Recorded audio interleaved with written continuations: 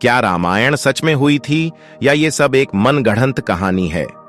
इसके ऊपर कई बार चर्चाएं हो चुकी है। कहीं लोग हैं जो इसे सच मानते हैं, लेकिन कहीं ऐसे भी लोग हैं जो आज कहते हैं कि ये सब एक मनगढ़ंत कहानी है, क्योंकि ऐसा हो ही नहीं सकता।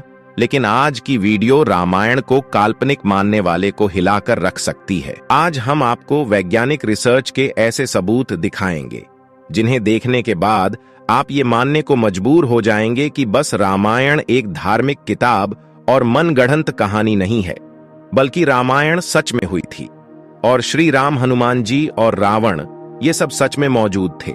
यह बातें जानने के लिए इस वीडियो के अंत तक जरूर बने रहे। रामायण भारत के प्रसिद्ध ग्रंथों में से एक है। भारत में रामचरितमानस का पाठ पूरी आस्था के साथ होता है। महर्षि वाल्मीकि द्वारा रामायण में भगवान श्री राम की संपूर्ण जानकारी लिखी गई है, लेकिन कुछ लोग भगवान के होने पर ही सवाल उठाते हैं और रामायण को केवल कहानियों से भरी हुई किताब मानते हैं। रामायण के अनुसार भगवान राम ने अधर्मी रावण को मारकर धर्म की स्थापना की थी। ज्यादातर लोगों का सवाल होता है कि क्या भगवान राम वाकई धरती पर पैदा हुए थे? क्या वास्तव में रावण के 10 सिर और 20 भुजाएं थीं?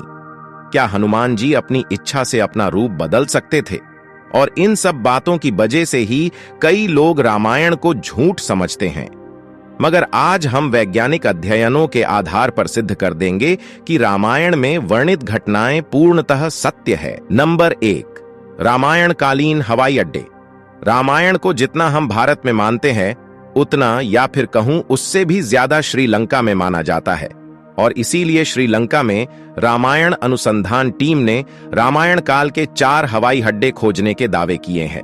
पिछले 9 वर्षों से यह ऑर्गेनाइजेशन श्रीलंका के कोने कोने की छानबीन कर रही थी।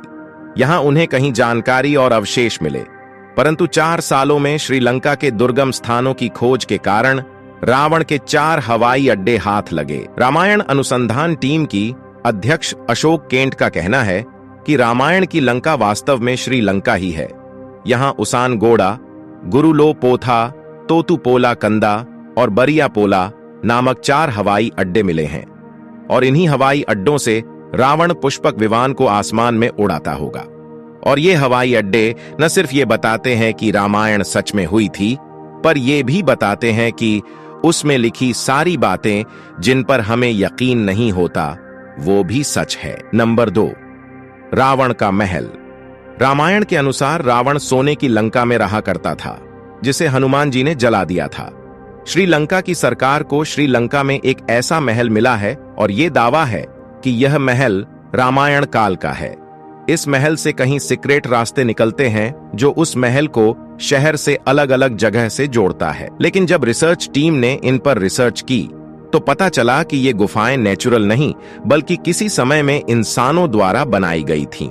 श्रीलंकन हिस्ट्री के अनुसार रावण शहर के अलग अलग हिस्सों में अचानक से ही प्रकट हो जाया करता था और पलक झपकते ही उन हिस्सों से गायब होकर अपने महल में पहुंच जाता था। इसलिए जानकारों का मानना है कि रावण इन्हीं गुप्त रास्तों का इस्तेमाल किया करता था। अब इतने बड़े एविडेंस को हम कैसे नकार सकते हैं? नंबर 3, अशोक वाटिका के सबूत। रामायण के अनुसार रावण ने माता सीता का हरण करके अशोक वाटिका के अंदर रखा था। कहा जाता है कि अशोक वाटिका रावण का सबसे पसंदीदा स्थान था। यह जगह इतनी रहस्यमयी थी कि हनुमान जी इसे आसानी से ढूंढ नहीं पाए थे। मगर हैरानी की बात तो यह है कि वह अशोक वाटिका आज भी श्रीलंका में मौजूद है। ऐसा माना जाता है कि एलिया पर्वत की एक गुफा में माता सीता को रखा जाए था, जिसे सीता एलिया नाम से जाना जाता है। यहाँ सीता माता का एक मंदिर भी है जिसे विरांगटोक कहते हैं, और वहीं यांगना से 10 किलोमीटर की दूरी पर है, और यहीं पर सीता माता का हरण कर पुष्पक विमान को उतारा गया था। मगर यहाँ पर जिस बात ने सबसे ज्यादा चौंकाया वो वहां मौजूद पेड़ है। रामायण ग्रंथ में इस बात का जिक्र मिलता है कि अशोक वाटिका में अशोक के वृक्ष बहुत ज्यादा थे, इसलिए इसका नाम अशोक वाटिका रखा गया था। अब जैसा रामायण में इस वाटिका के बारे में कहा गया था, वैसा ही आज यह गार्डन है, जो कि इसे हम रामायण कालीन सबूत मान सकते हैं। नंबर 4, द्रोणगिरी पर्वत। दोस्तों, रामायण में लिखा हुआ है कि युद्ध में जब मेघनाथ द्वारा लक्ष्मण जी मूर्छित हो गए थे, उनकी जान बचाने के लिए संजीवनी बूटी की जरूरत पड़ी, जिसे लाने का यह जिम्मा हनुमान जी को दिया गया था। तब हनुमान जी संजीवनी बूटी लाने के लिए द्रोणगिरी पर्वत पर गए। हनुमान जी को जब संजीवनी बूटी का पता नहीं चला तो वह द्रोणगिरी पहाड़ के एक टुकड़े को ही उठा लाए। मान्यताओं के अनुसार ये वही पहाड़ है जो आज भी वहां पर मौजूद है। कुछ लोग आज भी इसके बारे में कहते हैं कि आज भी उस पर्वत पर वह निशान मौजूद है जहां से हनुमान जी ने उसे तोड़ा था। लेकिन जिस पर्वत का जिक्र रामायण में मिलता है वहां आज मौजूद है। जड़ी बूटी देने के बाद हनुमान जी ने इस पहाड़ के टुकड़े टुकड़े कर इसे श्रीलंका में फेंक दिया था। जहां जहां इस पहाड़ के टुकड़े गिरे वहां के पेड़ पौधे और जड़ी बूटी बाकी जगहों से अलग होती है। और सच में श्रीलंका में कई कमाल की जड़ी बूटियां मिलती हैं। श्रीलंका में हिमालय की जड़ी बूटियों का मिलना इस बात का पर्याप्त सबूत है कि लक्ष्मण जी को संजीवनी देने की घटना पूर्ण रूप से सत्य है। ये जड़ी बूटियां के पौधे उसी स्थान पर मिले हैं जहां पर लक्ष्मण जी को संजीवनी दी गई थी, जबकि दूसरे हिस्से में इस प्रकार की कोई जड़ी बूटी नहीं मिलती है। नंबर 5, राम सेतु। रामायण के सच का सबसे बड़ा प्रूफ है राम सेतु।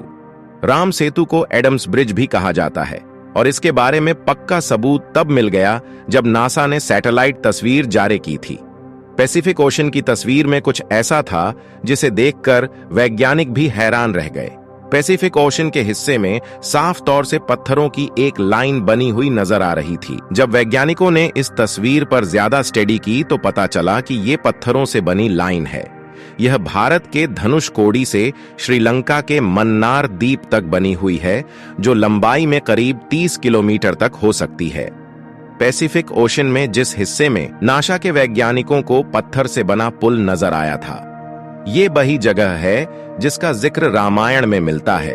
और अमेरिका के एक आर्कियोलॉजिकल रिसर्च टीम ने भी अपने रिसर्च में इस बात का दावा किया था कि तमिलनाडु और श्रीलंका के बीच मौजूद राम सेतु वह असल में एक मैन मेड ब्रिज है जो कई हजार साल पहले इंसानों ने बनाया था।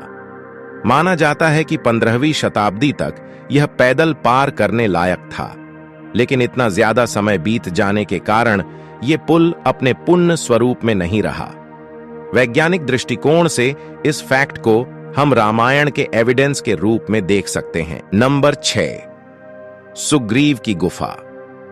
बाली के डर से सुग्रीव जिस गुफा में रुके थे वह गुफा आज भी मौजूद है। रामायण के अनुसार बाली ने दुंदुबी नामक राक्षस को मारकर उसका शरीर कुछ दूर फेंक दिया था। हवा में उड़ते हुए दुंदुबी के खून की कुछ बूंदें मातंग ऋषि के आश्रम के ऊपर गिर गई थीं। ऋषि ने अपने तप के बल से जान लिया था कि यह किसकी हरकत है। फिर क्रोधित ऋषि ने बाली को श्राप दिया था कि वो कभी भी ऋषि के पर्वत के उस क्षेत्र में आएगा तो उसकी मृत्यु हो जाएगी। सुग्रीव को राज्य से निकाले जाने पर वह इसी जगह पर आए थे। वह जानते थे कि बाली यहां नहीं आ सकता।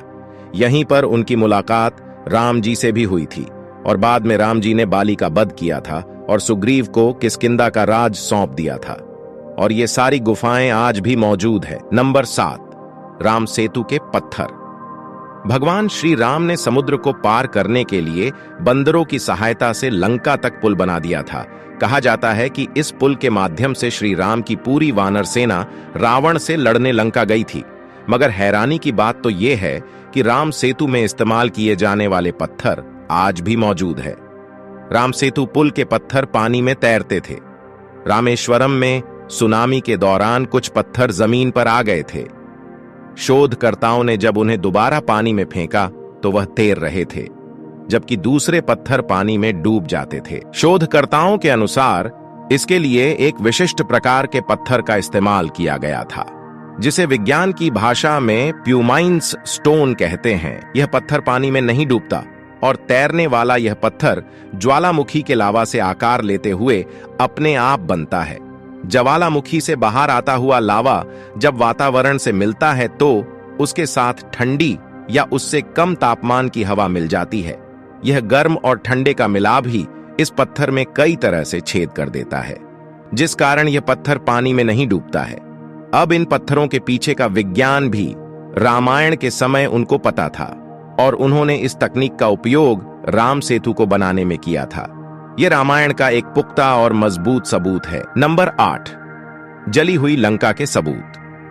रामायण ग्रंथ के अनुसार हनुमान जी ने लंका की सोने की नगरी को जला दिया था, मगर अभी कुछ एविडेंस मिले हैं जिन्हें लेकर कहा जा रहा है कि लंका के जलने के सबूत आज भी वहां पर मौजूद हैं।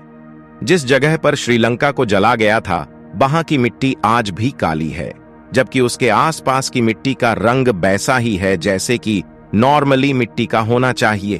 बस इतने से इलाके में ही काली मिट्टी मौजूद है जो कि जली हुई लंका के सबूत को बताती है। इस बात को भी हम एक इत्तेफाक कहकर टाल नहीं सकते। अब जब आपको इतने सारे प्रूफ दिए जा रहे हैं तो यहां तक इतने सारे प्रूफ तो एक इत्तेफाक नहीं हो सकते। इसलिए यही साबित होता है कि रामायण सच में घटित हुई थी। आपका क्या विचार है? हमें कमेंट करके जरूर बताएं। एक बार फिर मिलते हैं एक और ऐसी ही दिलचस्प वीडियो के साथ। तब तक के लिए नमस्कार। जय हिंद, जय भारत, जय श्री राम।